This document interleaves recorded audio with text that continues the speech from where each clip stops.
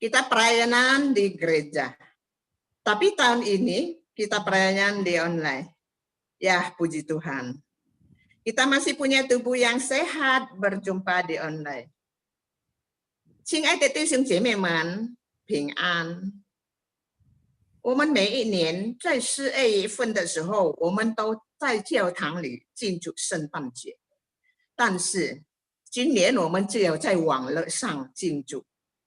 感谢主给我们平安健康，我们还有机会在网络里见面。现在我们的聚会开始，我们低头默祷。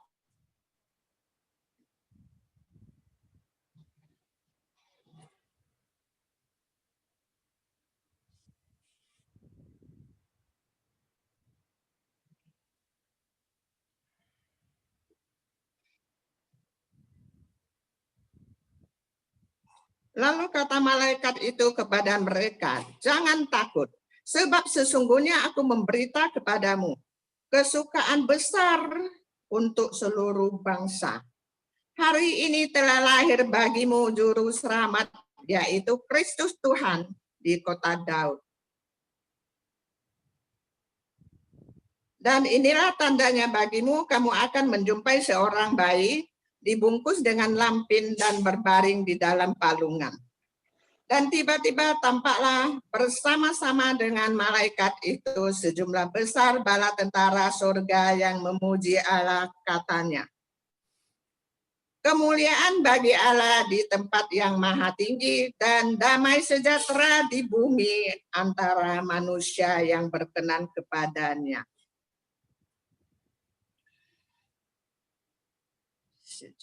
那天使对他们说，不要惧怕，我报给你们大喜的信息是关乎万民的。因今天在大卫的城里为你们生了救主，就是主基督。你们要看见一个婴孩抱着布活在马槽里，那就是记号了。突然有一大队天兵同那天使赞美神说，在至高之处荣耀归于神，在地上平安归于他所喜悦的人。阿们。接下来我们唱诗，就是圣诞的歌曲，听那天使高声唱。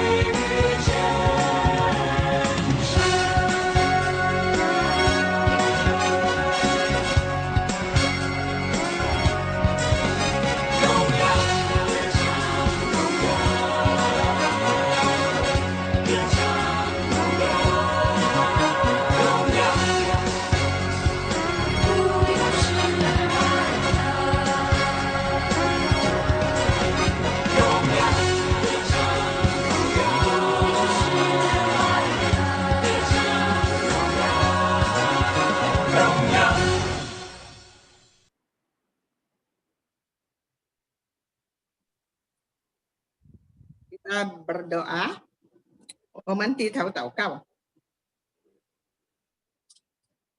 慈悲爱我们天父，我们满心感谢赞美你的恩典。我们今天有平安健康在主你的面前，要听你的话语。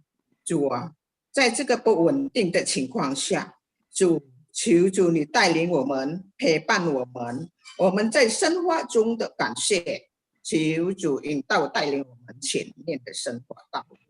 主耶稣帮助坚强我们。主耶稣，我们的弟兄姐妹们很多衰弱的，少挺弟兄，还有陈先生，还有小英、安姐妹、妮莎。主耶稣，你知道他们的情况，还有吴青松，主啊，帮助他们，给他们的心灵能看到主你的爱。主耶稣，坚强他们，使得他们能够每时每刻都仰望主，求主帮助他们。主耶稣啊，坚强我们，在我们参加这个家乐网络的聚会的每一个人交托在主圣手中，求主帮助我们，使得我们每一个礼拜都有平安健康来听你的话语。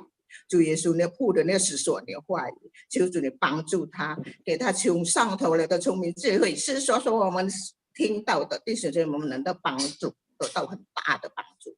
求主与我们同在，坚强我们每个人。感谢主，以下的时间交托给主，求主指示带领我们，向主谢祷告，完全是奉靠救主耶稣基督的圣名祈求，阿门。Selanjutnya kita bernyanyi lagi 平安夜。我们再接下来是唱平安夜。平安夜。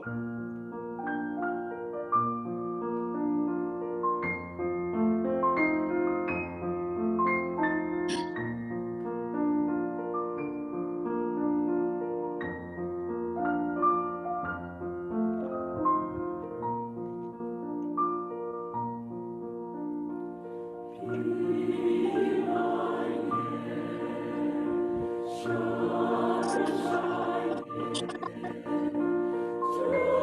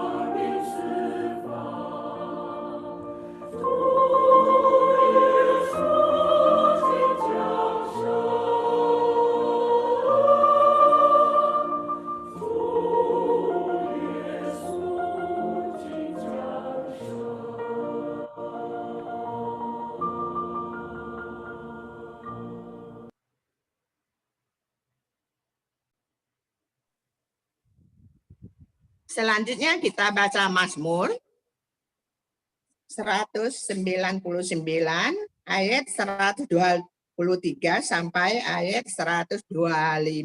接下来我们是要读诗篇第119篇123节到125节，我们一起来念1、2、3。我因盼望你的救恩和你公义的话，眼睛是明，求你照你的慈爱待仆人，将你的律例教训我。我是你的仆人，求你赐我语性，使我得知你的法度。读经到这里，baca Alkitab sampai di sini. Sebelum mendengarkan khotbah dibawakan oleh Guru Injil Abed, kita menyanyikan bersama-sama Selamat Hari Natal. Tapi kita dengan keadaan tepuk tangan ya. Oke.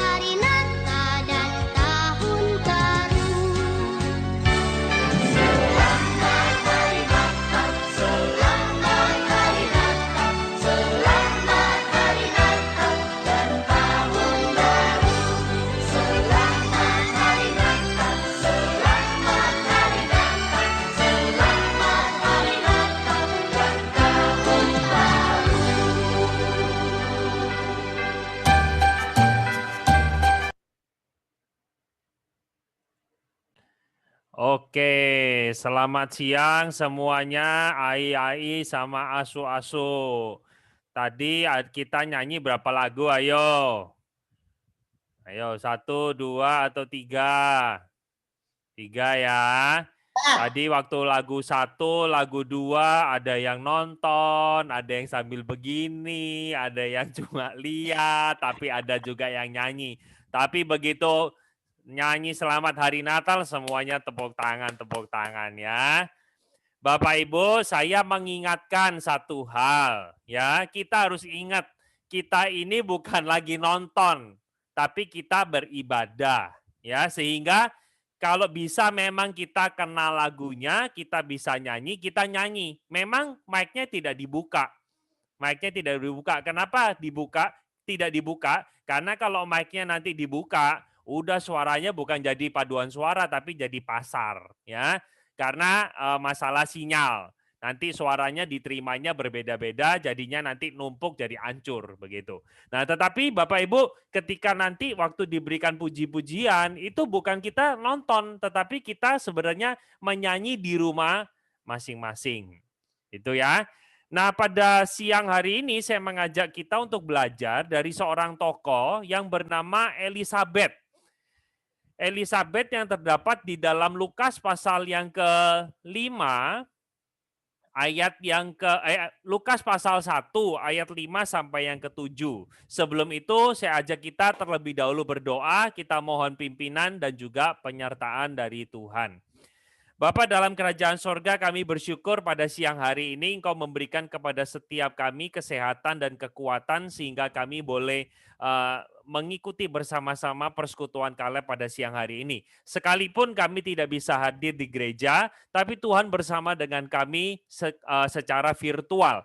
Tuhan, Kau hadir di tengah-tengah kami, dan kiranya Tuhan Kau yang berkenan atas setiap pujian dan ibadah kami. Sebentar kami akan belajar bersama-sama akan kebenaran firman-Mu, Tuhan yang boleh berkati dan sertai. Terima kasih Tuhan, dengar seru doa kami, dalam nama Tuhan Yesus kami berdoa. Amin. Kita buka sama-sama dari Lukas pasal 1 ayat 5 sampai 7 dan ayat yang ke-25. Saya akan membacakan buat kita sekalian. Pada zaman Herodes, Raja Yudea adalah seorang imam yang bernama Zakaria dari rombongan Abia. Istrinya juga berasal dari keturunan Harun, namanya Elisabet. Keduanya benar di hadapan Allah, hidup menurut segala perintah dan ketetapan Tuhan dengan tidak bercacat. Tetapi mereka tidak mempunyai anak, sebab Elisabet mandul dan keduanya telah lanjut umurnya. Kita baca ayat yang terakhir, ayat 25. Inilah suatu perbuatan Tuhan bagiku, dan sekarang Ia berkenan menghapuskan aibku di depan orang. Ya, kita akan belajar yang namanya ketaatan yang murni dari tokoh Elisabet. Nah, saya mengajak kita untuk terlihat dulu ada seorang wanita, saya kira ini wanita yang cukup cantik ya, bernama Christine Grimm. Jadi dia adalah seorang penyanyi dan pandai bermain piano dari asal Amerika. Nah, Bapak Ibu, dia lahir pada tahun 12 Maret tahun 1994. Jadi kira-kira kalau sekarang tahun 2020 usia berapa dia? Usia masih 26 tahun ya, 26 tahun. Jadi beda sama saya 10 tahun ya. Nah, dia ini punya bakat yang luar biasa. Karena bakatnya yang luar biasa, dia dapat beberapa penghargaan. Ada American Music Award, ada Youth. Youth ini berarti anak muda. Seorang anak muda yang membawakan lagu rock yang luar biasa. Terus juga dari radio musik dia juga dapat penghargaan. Begitu ya. Jadi artinya begini, talenta dia, kehebatan dia tidak bisa lagi kita sangkali. Begitu ya. Nah, tetapi hal yang sangat tragis terjadi. Jadi pada waktu tanggal 10 Juni tahun 2016, berarti usia dia berapa? 22 tahun. Ya, usia dia 22 tahun. Nah, rupanya di sana terjadi pada waktu dia selesai mengadakan konser, dia kasih tanda tangan kepada penggemar dia atau fans dia. Dan pada waktu itu juga seorang fans datang langsung tembak kepala dia beberapa kali, dan orang itu bernama Kevin James Loibl. Kevin James Loibl. Jadi sesudah dia menembak mati Christine, wanita itu, lalu dia bunuh diri dan tembak kepalanya sendiri. Ya. Jadi kita melihat ada satu kecelakaan gitulah yang terjadi. Nah, menariknya begini, Bapak Ibu sekalian. Christine Grimm ini adalah seorang Kristen. Di dalam sosial media dia menuliskan satu kalimat begini, kamu itu berharga di mata Tuhan. Yesus sangat mencintai kamu sama seperti saya. Bukan hanya itu, kalau kita lihat juga di dalam sosial media juga dikatakan apa? Selamat pagi semuanya, lebih baik sedikit tetapi disertai dengan takut akan Tuhan daripada banyaknya harta tapi mempunyai masalah. Ini dia tuliskan tahun berapa? 2013. Tahun 2014 dia juga menulis. Di sana dikatakan, jangan lakukan hal-hal yang bodoh, kamu itu berharga di mata Tuhan dan Yesus mengasihi kamu.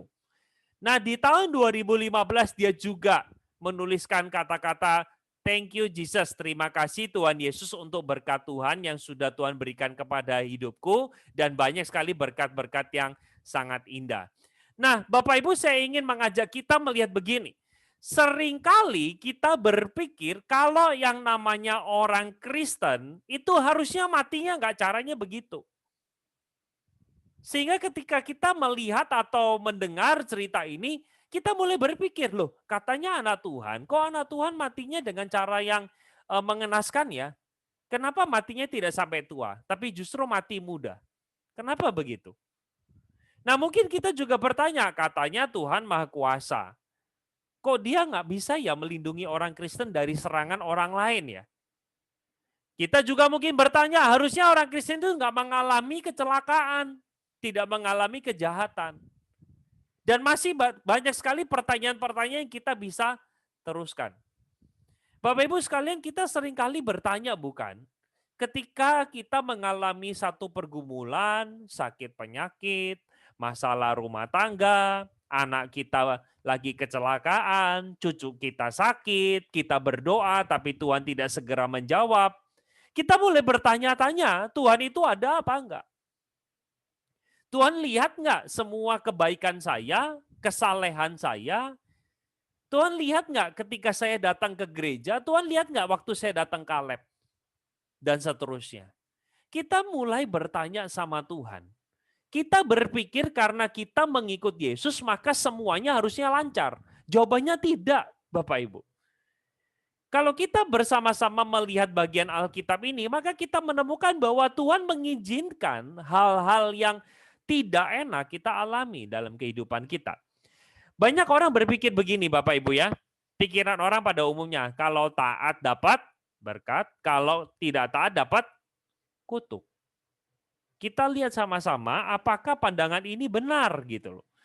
Karena kalau kita bersama-sama melihat Elisabet dan Zakaria, Lukas memberikan satu ciri-ciri kehidupan dari Zakaria dan Elisabet. Di sana Tuhan mengatakan atau Lukas menulis yaitu mereka hidup benar di mata Tuhan, mereka itu hidup menurut segala perintah dan ketetapan Tuhan dan dengan tidak bercacat. Artinya hidup mereka itu saya boleh katakan sempurna adanya. Hidup mereka itu sungguh-sungguh di hadapan Tuhan. Yang mereka pikirkan bagaimana menjadi orang benar. Bagaimana menyenangkan hati Tuhan. Tapi nyatanya pada waktu kita membaca dengan lebih lanjut, apa yang Tuhan berikan atas ketaatan mereka. Ternyata Alkitab memberikan petunjuk kepada setiap kita bahwa mereka nggak punya anak gitu loh. Mereka tidak punya anak. Zaman itu Bapak Ibu, kalau seseorang atau sebuah keluarga tidak memiliki anak, itu dianggap entah suami, entah istrinya, pasti melakukan hal yang tidak berkenan di hadapan Tuhan. Sehingga kalau kita melihat bersama-sama di ayat 25, pada waktu diberitahu bahwa Elisabet hamil di usia tua loh ya, seperti Bapak Ibu ini waktu Kaleb gini, bayangin ibu-ibu Kaleb itu tiba-tiba hamil. Kita kan kaget gitu kan, kok bisa kamu hamil begitu? Padahal sudah lanjut usia dan mandul. Nah itulah yang terjadi sama Elisabet. Di ayat 25 dia katakan Tuhan hari ini sudah berkenan untuk menghapus segala aib. Aib itu apa? Aib itu satu kejelekan, satu keburukan. Yang biasanya orang tutupi, orang tidak mau ketahui, tapi hari itu dia merasa bahwa Tuhan sudah mengangkat. Berarti selama ini kehidupan dia itu tidak diberikan anak, di pikiran Elisabet itu adalah sebuah keburukan. Nah kenapa pada waktu Elisabet dan Zakaria itu taat mengikut Tuhan, Tuhan tidak memberi anak? Kita sebenarnya nggak tahu Bapak Ibu ya, kenapa kok dari sejak mereka menikah, kenapa Tuhan tidak memberikan anak? Jawabannya tidak tahu.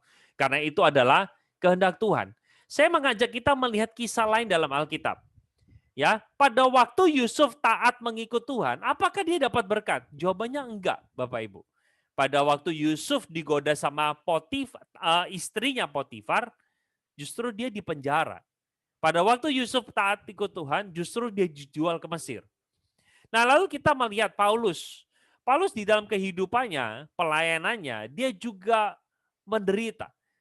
Dikatakan di dalam 2 Korintus pasal yang ke-10, pasal yang ke-11 ya, di sana dikatakan dia disesa, dia telanjang, dia tidak punya pakaian, dia kelaparan, terkatung-katung di tengah laut, bahaya di kota, di padang gurun, di bahaya sama orang Yahudi, orang non-Yahudi, dan masih banyak lagi. Dan itu semua dialami ketika Paulus taat mengikut Tuhan. Sehingga kita mulai berpikir, loh, apakah kalau gitu taat pasti menderita?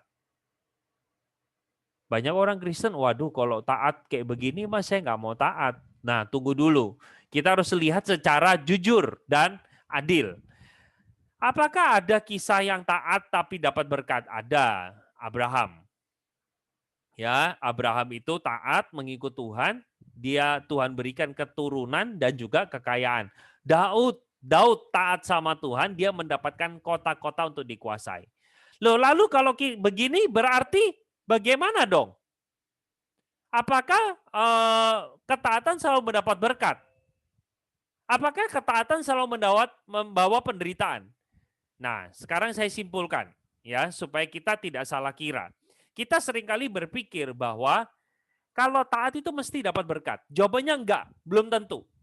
Kalau kita bahkan lihat Ayub, kita justru melihat bagaimana dia menderita. Kalau kita melihat Yesus pada waktu dia taat mengikuti Bapa, justru dia menderita. Tetapi ada beberapa contoh tokoh di dalam Alkitab ketika taat dia dapat berkat. Sehingga saya mau simpulkan begini. Yang namanya berkat itu adalah haknya Tuhan. Itu kedaulatan Tuhan. Itu urusannya Tuhan. Bukan bagian kita untuk kasih tahu Tuhan, Tuhan berkati saya. Tuhan saat ini engkau harus sebenarnya berikan saya berkat yang melimpah. Enggak, bukan bagian kita. Tapi bagian kita adalah kita taat ikut Tuhan. Perkara berkat atau tidak, itu nanti urusan belakangan. Bapak Ibu sekalian, saya mengajak kita untuk belajar memiliki satu sikap hati apa? Percaya tanpa melihat. Seperti layaknya Elisabet dan Zakaria. Mereka di dalam kehidupannya dari sejak muda, mereka taat ikut Tuhan. Taat ikut Tuhan. Mereka terus ikut Tuhan. Sampai Alkitab katakan mereka benar di hadapan Tuhan. Dan mereka melakukan ketetapan Tuhan itu tidak bercacat. Sekarang pertanyaannya bagi setiap kita, apakah kita adalah orang-orang yang sungguh taat ikut Tuhan?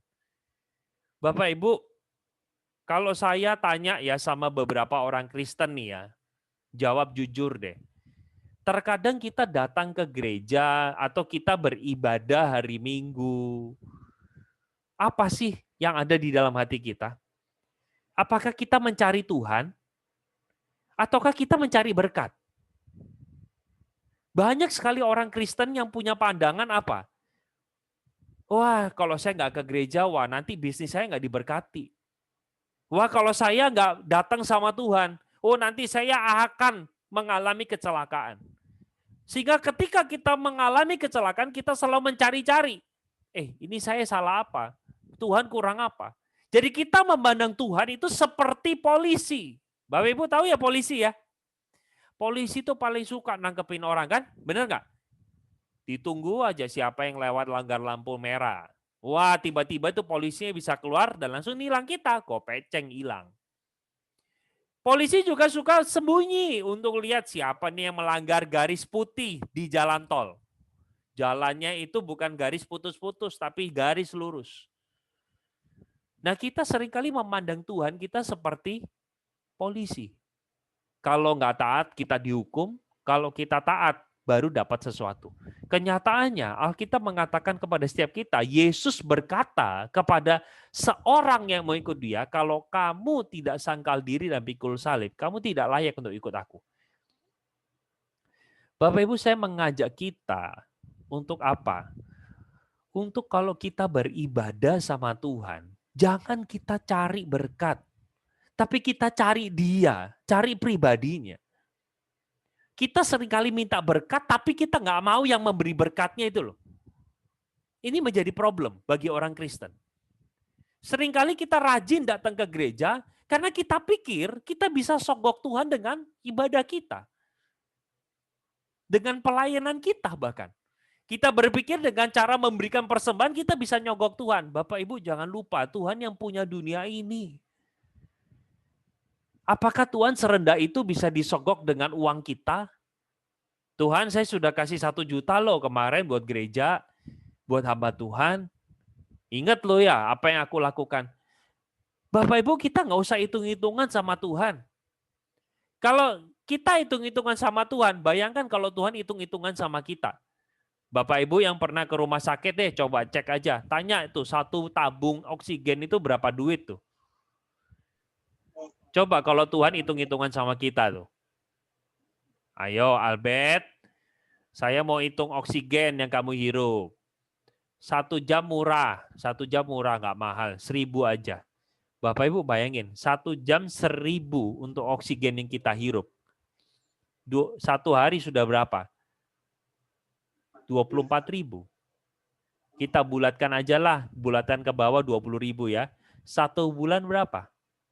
1 bulan sudah 600.000. 1 tahun berapa? Sudah 7.200.000. Kalau Bapak Ibu sudah hidup 70 tahun, 60 tahun, utangnya sama Tuhan berapa? Itu baru hitung oksigen loh. Belum berbicara detak jantung kita, belum berbicara kesehatan, belum berbicara bagaimana kita diselamatkan dari segala macam kecelakaan, belum berbicara bagaimana Tuhan menolong masalah kita. Bapak Ibu saya percaya begini, setiap orang yang percaya bahwa Yesus adalah Tuhan dan Juru Selamat, dia diangkat menjadi anak-anaknya. Dan kita memanggil Tuhan itu sebagai Bapa kita. Seorang Bapa yang baik, dia tidak pernah meninggalkan anak-anaknya. Jadi saya percaya satu hal bahwa kehidupan kita dijaga dan ditopang oleh Tuhan. Bagian kita cuma perlu taat mengikuti Dia tanpa perlu bertanya-tanya sama Tuhan. Tuhan aku dapat apa sih kalau ikut Engkau? Tuhan aku bisa dapat ini enggak? Kita nggak perlu hitung-hitungan sama Tuhan menurut saya. Sehingga saya mengatakan bahwa berkat itu haknya Tuhan, terserah Tuhan. Tuhan berjanji bahwa setiap anak-anaknya tidak pernah diberikan kecelakaan. Itu janji Tuhan sama kita. Bapak Ibu kalau kita melihat ya, teladan dari Tuhan Yesus. Ketaatan Yesus kepada Bapa itu sungguh-sungguh. Ia taat bahkan sampai mati di atas kayu salib. Tuhan itu sudah mati untuk kita. Ketaatan kita adalah bentuk saya mengasihi Dia. Bapak Ibu bisa lihat itu kisah penyaliban Tuhan Yesus. Dari awal Dia memanggul salib sampai Dia mati di atas kayu salib. Itu semuanya dikerjakan karena Dia taat mengikuti Bapa. Bisa nggak terus akhirnya kita bertanya gini, Yesus bertanya, wah Bapa aku taat sama Engkau, jadinya mati deh. Kalau gitu aku nggak mau taat. Enggak. Bapak Ibu kisah salib justru menunjukkan kepada setiap kita bahwa ketaatan tidak selalu mendatangkan berkat. Bahkan seringkali mungkin mendatangkan satu hal yang nggak enak. Tapi pertanyaannya adalah apakah kita mau mengasihi Dia nggak dengan cara kita taat mengikuti perintah-perintahnya? Itu menjadi pertanyaan bagi setiap kita pribadi. Dan saya akan tutup dengan satu tulisan. Ketaatan itu adalah mutlak. Karena mustahil kita bisa mengasihi Tuhan tanpa ketaatan. Bapak Ibu, bentuk kita mengasihi Dia adalah kita taat. Yohanes 14 ayat 15 mengatakan, kalau kamu mengasihi aku, kamu mentaati perintah-perintahku. Pertanyaannya, apakah kita menjadi orang Kristen yang taat atau tidak? Maukah kita belajar seperti Elisabet dan Zakaria? Dari sejak muda mereka melayani. Mereka hidup benar. Mereka mau memelihara perintah-perintah Tuhan dan mereka tidak peduli Tuhan berikan anak atau tidak, tapi bagian mereka, saya mau taat karena itu tandanya saya mencintai Tuhan. Mari kita sama-sama masuk di dalam doa. Bapa dalam kerajaan sorga, kami bersama-sama siang hari ini diingatkan bahwa melalui kehidupan Elizabeth dan Zakaria, kami boleh melihat mereka yang hidup benar tidak selalu mendatangkan berkat. Maka dari itu ajar setiap kami Tuhan bagaimana kami taat mengikuti Engkau. Bukan untuk kami mengejar berkat. Tetapi kami sungguh-sungguh karena kami mengasihi Tuhan dan kami tahu apa yang Engkau lakukan di atas kayu salib adalah bentuk Engkau mencintai dan mengasihi kami. Sekarang Tuhan, bagian kami adalah mengasihi Engkau dan belajar mengikuti perintah-perintah-Mu. Terima kasih Tuhan, dengar seru doa kami, dalam nama Tuhan Yesus kami berdoa. Amin. Oke, saya serahkan kepada Bu Tachang. 主席，美穗，我的这个怎么会这样子啊？我的为什么没有我的？打没有我的照开你的片啊？啊，怎么样啊？ videonya dibuka video. 重新再开，美月阿姨， 重新再开呀？ 你 Ya, 再 ya. 开一下。 Nggak apa-apa, suaranya keluar kok, Bu. Suaranya keluar ya? Suaranya keluar kok. Nggak apa-apa, Ya. ngomong aja masih bisa didengar kok. Ya. Terima kasih kepada Pak Albert. Tuhan memberkati pelayanannya. Nah, selanjutnya kita akan mengutarakan berita seputar Komisi Kaleb, yaitu untuk minggu yang akan datang, Kamis yang akan datang tanggal 24 bulan 12, Komisi Kaleb akan bergabung dengan ibadah umum. 就是12月24日加勒团契联合教会的崇拜。12月31日我们加勒团契放假。Tanggal 31 bulan Desember Komisi Kaleb libur dan akan dimulai kembali pada tanggal 7 bulan Januari tahun 2021. Ya. Mulai lagi. Pembicara yaitu guru Injil Handra. Liturgis adalah Ibu Ten Ai Ying. 讲演就是Handra 传道，竹林跟爱英姐妹。好，这个时候我们要庆祝12月份生日的弟兄姐妹们。Saat ini kita akan merayakan hari ulang tahun untuk saudara-saudari kita yang berulang tahun di bulan Desember. Yaitu kita akan sebutkan namanya, 我们要提他们的名字。范桂花姐妹、罗一珍姐妹、陈慧珍姐妹、黄叶明姐妹、黄一兰姐妹、林爱珍姐妹、唐叶娥姐妹。